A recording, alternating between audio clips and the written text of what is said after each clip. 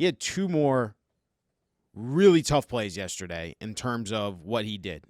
Jazz throws the ball to second for the turn the double play. He lobs the ball over to first. Swanson gets there first save. That leaves Will Warren in later, and this is the second inning. Will Warren has to throw more pitches now to get out of the jam.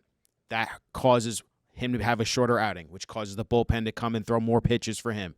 And then later in the game, which a ball he probably could have charged in a chopper to short, he sits back, and we don't get the out. And again, the inning extends. Pitcher needs to get more pitches now. So Aaron Boone is going to defend him. I understand, because that's Aaron Boone's stance. He has to be the de facto, I'm going to hold my stance on Anthony Volpe and defend my player and my guy. I just want to understand, Joel, why Boone, Cashman last week, and other Yankees, it feels like officials, are on this such strong stance on Anthony Volpe as our starting shortstop because we say so and we believe in him. I've seen enough, and I think a lot of other people have seen enough, where he's not a very good player. In fact, he's below average in all aspects of his game. And I mean that offensively and defensively. And he's in his head clearly, and it's carrying over into the defensive part of his game. When do you start saying as an organization, we have a real issue here at shortstop? And while we're all trying to play it's all good by us, like we're fine, we believe in the player, we'll play this front with everyone in the media. I'm calling BS on this, where you got to be real here. This guy's killing you. He is literally killing your team.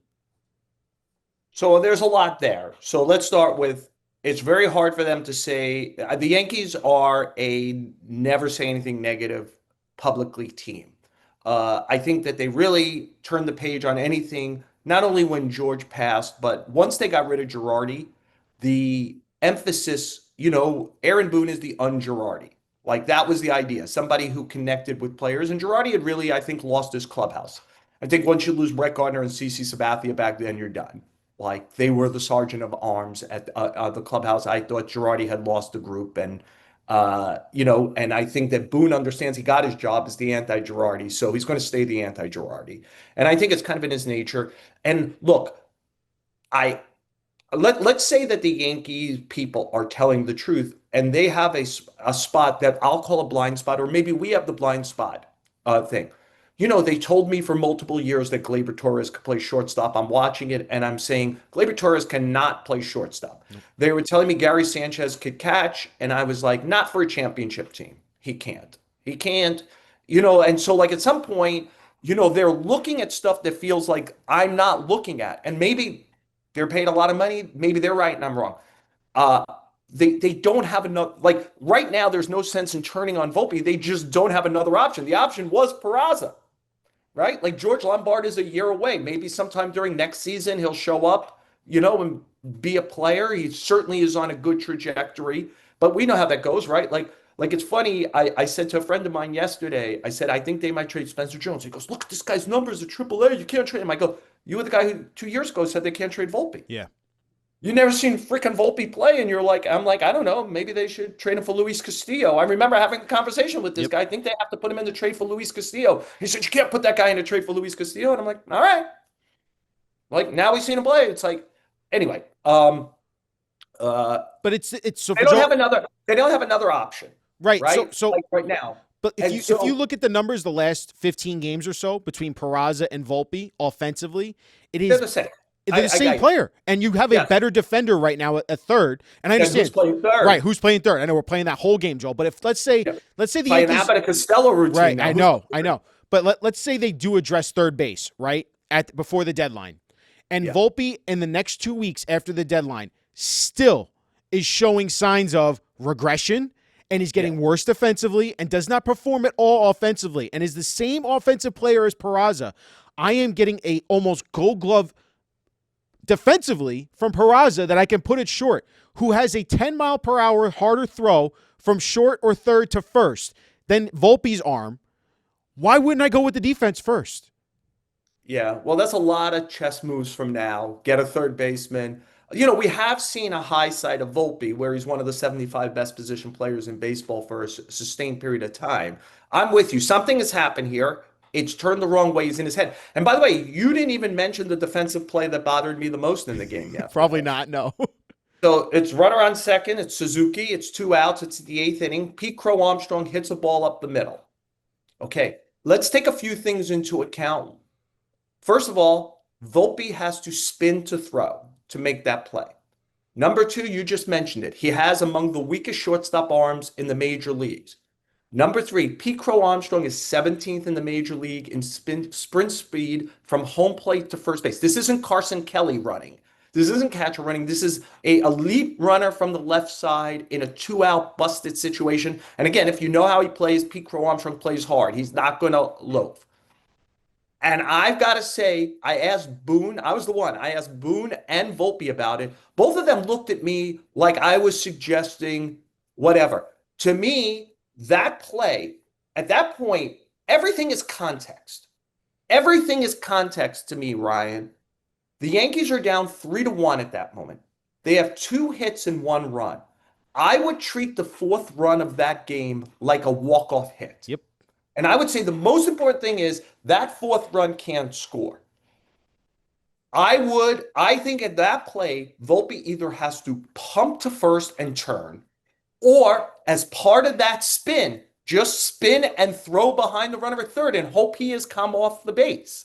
Like probably 9 out of 10 Yankees would have done. Right? And I always play the what would Francisco Lindor have done?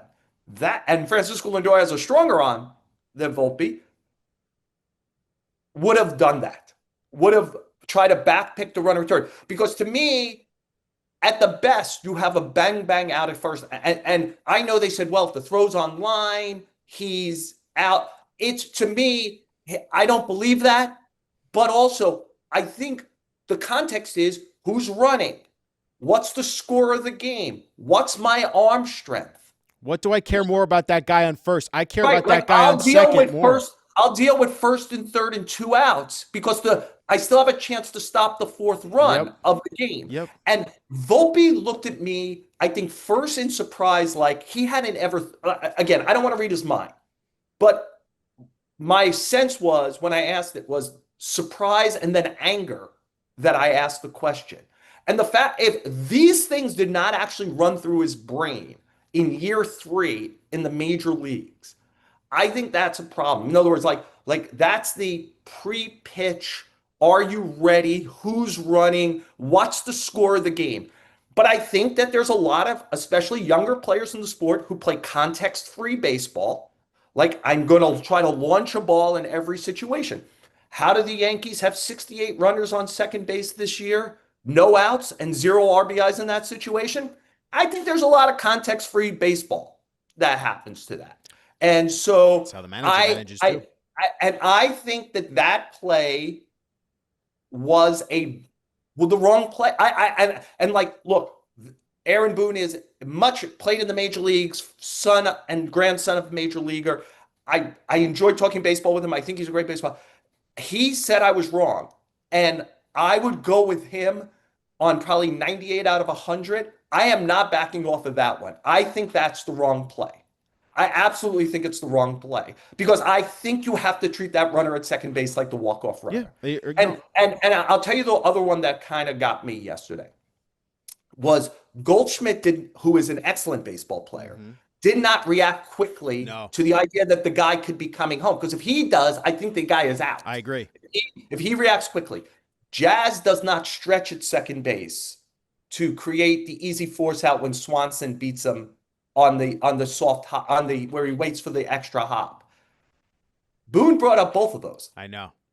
And it was a little bit like when your child is the one who's done something wrong and you're still making excuses for them. Yep. It's like everyone else's fault but the devilish child, right? Like, oh, here, my angel couldn't do it. Like, to me, the core problem is Volpe on both plays. Should Jazz have stretched? Yeah. Should Goldschmidt have reacted faster? Yeah. The core problem on both plays are Volpe. That's what I'm saying, Joel. The stark defense of Volpe, even like you just said, it's like I'm defending him no matter what. I will go other ways.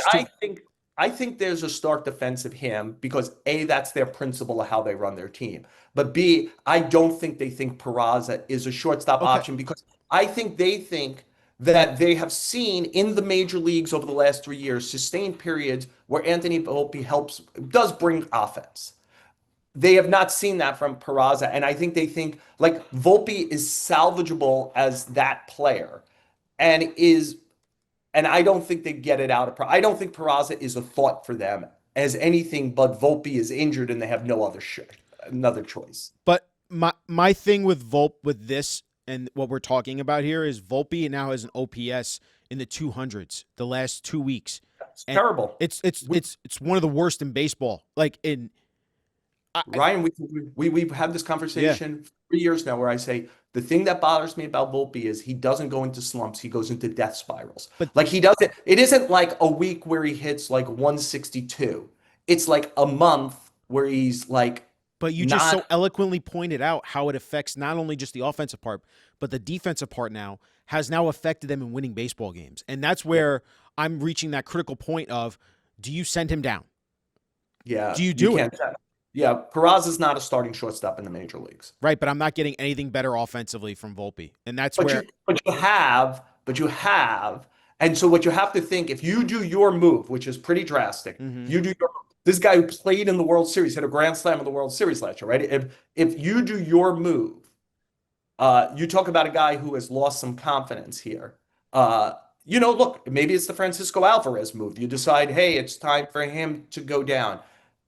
If George Lombard was ready, I'd say sure, Right. but not for Oswald Peraza, who I think also has a pretty strong chance of not being a Yankee at 6:01 p.m. on July 31st. I hear So you. so if you do something short term here, Peraza is likely a guy who comes off the roster. So I think you have to see the smoke clear. What I would find more interesting is, are the Yankees saying one thing and could they add a shortstop? Like we're talking third base and this, where ultimately they get somebody who is a shortstop.